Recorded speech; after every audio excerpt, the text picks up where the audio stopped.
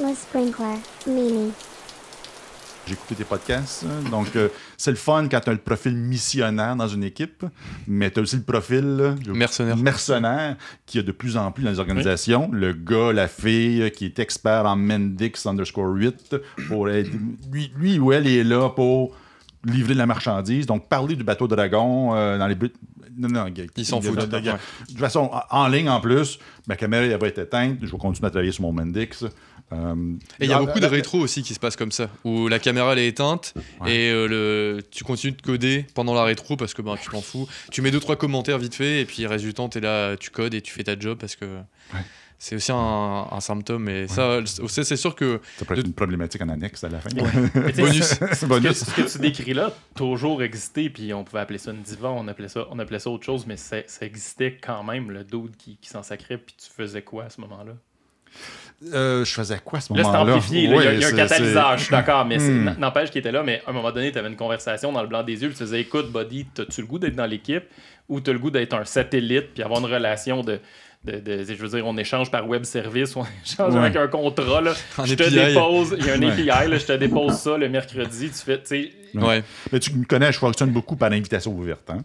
Donc, tu viens si tu penses pouvoir recevoir ou offrir de la valeur. Peu importe c'est quoi, que ce soit une rétro, review ou le meeting XYZ qui n'a rien à voir avec Scrum.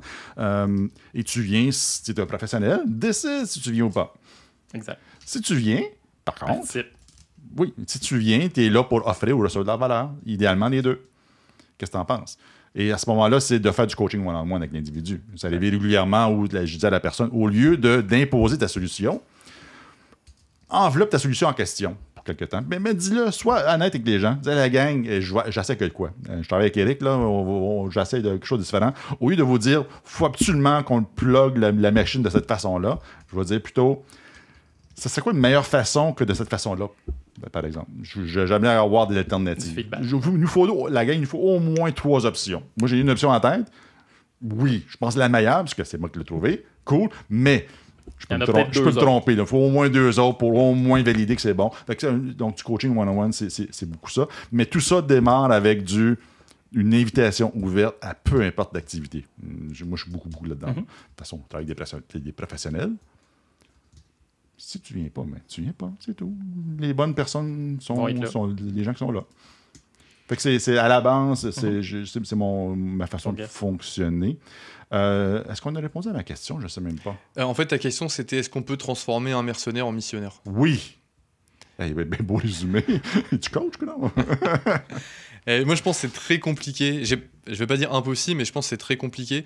Je pense que la solution, elle est plus au niveau du recrutement.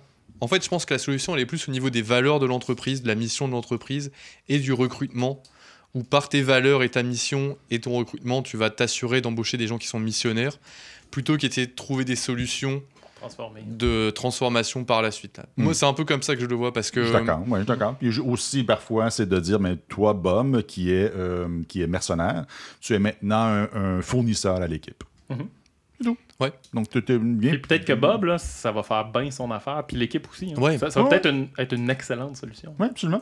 Et je pense que dans la majorité des compagnies, en tout cas en informatique, les profils de mercenaires ont tout à fait leur place. Enfin, en tout cas, les compagnies en sont très satisfaites d'avoir des mercenaires qui sont pas forcément là pour challenger la vision, challenger toutes les décisions, mais qui sont, par exemple, focus sur la partie technologique et qui veulent juste faire de l'archi ou des choses comme ça. C'est sûr qu'on brise complètement l'esprit de Scrum, c'est sûr, parce que là, on crée des component teams, un component individual. Ouais. Exact.